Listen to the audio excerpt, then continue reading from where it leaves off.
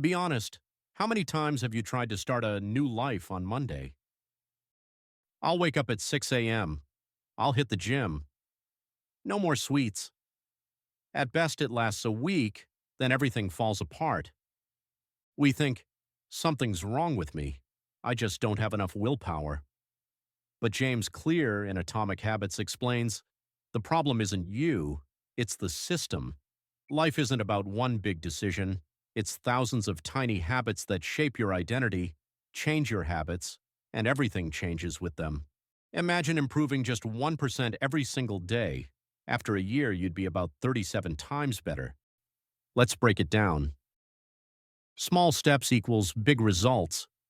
Habits work like a plane flying from Los Angeles to New York. If the pilot shifts the course by just 2 degrees, after 1,000 miles, you'll end up in a completely different city. Tiny changes add up. It's the same with habits. Plus 1% every day makes you 37 times better in a year, minus 1% a day, and you're 37 times worse. But here's the problem. We don't see results right away.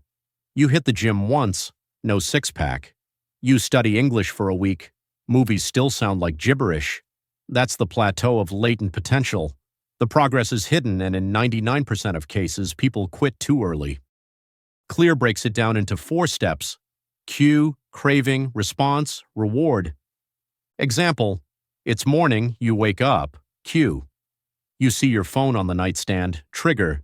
You crave scrolling through socials, anticipation of pleasure. You grab the phone, response.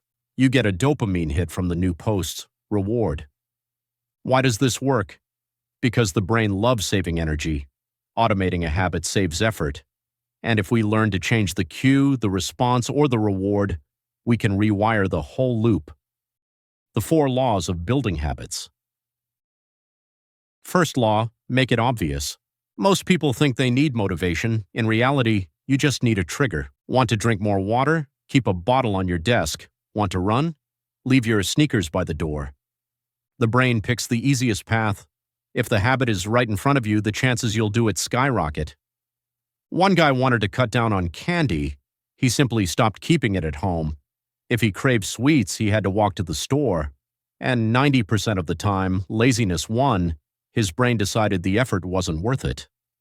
Over time, the habit just faded away. Your environment matters more than your goals. Cue is the key. Second law, make it attractive. We're wired for pleasure. If a habit feels good, the brain will crave it. Want to run? Listen to your favorite podcast only while running. That's temptation bundling. Love watching shows? Make it a rule. Netflix only on the treadmill. It works because anticipation of a reward is more powerful than the reward itself. The brain learns, the more I do this, the better it feels. Combine something useful with something enjoyable, and your brain will focus on the pleasure instead of the effort. That's the right kind of dopamine, the one that doesn't just fire during the habit, but after, when you're proud of yourself. Third law, make it easy. The biggest mistake? Wanting too much, too soon? 50 pages a day, 100 push-ups, an hour of meditation. Sure, it feels serious in the moment, but usually you crash in 3 to 5 days. Clear's method, the 2-minute rule.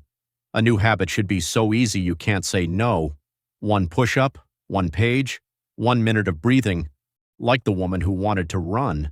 At first, she just put on sneakers and walked outside, sometimes only to the mailbox. Over time, the walks turned into intervals, then into longer runs. Weeks later, she was running miles. Why does it work? Because the brain resists big changes, but small, effortless actions get locked in as part of the process, and results follow naturally.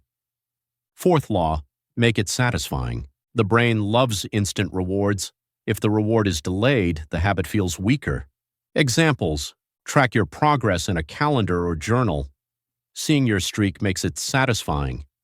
Drop a coin in a jar every time you complete a habit. Watching it fill up turns motivation into a game. Give yourself a small weekly reward for consistency, a movie night, a day off, dinner with friends. The brain remembers positive reinforcement. Rewards lock in behavior. Now, what about the bad habits holding us back? The strategy is basically the same, but reversed. Step 1, make them invisible, remove the triggers. Want to quit mindless scrolling? Delete the apps.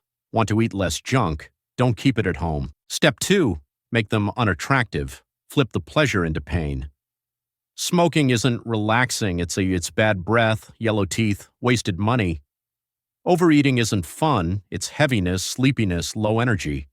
Step 3, make them difficult. Want to cut down on online shopping?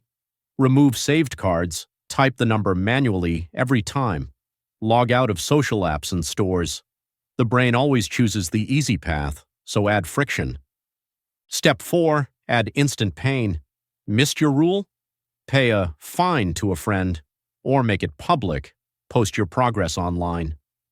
The brain quickly learns to avoid habits that cause immediate discomfort. By stacking these little tricks, you don't just kill off the cheap dopamine habits spreading like a plague, you also make room for new, healthier ones. Identity over goals. The key is shifting from goals to identity. The goal isn't lose 20 pounds.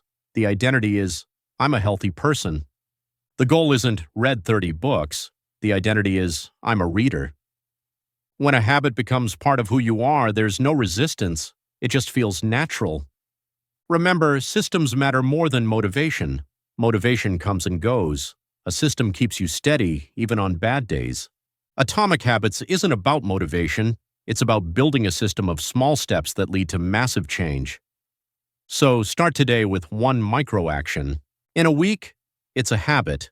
In a month, it's a system. In a year, it's the new you. And don't forget, small steps compound. You don't change your life in one day. You build it step by step.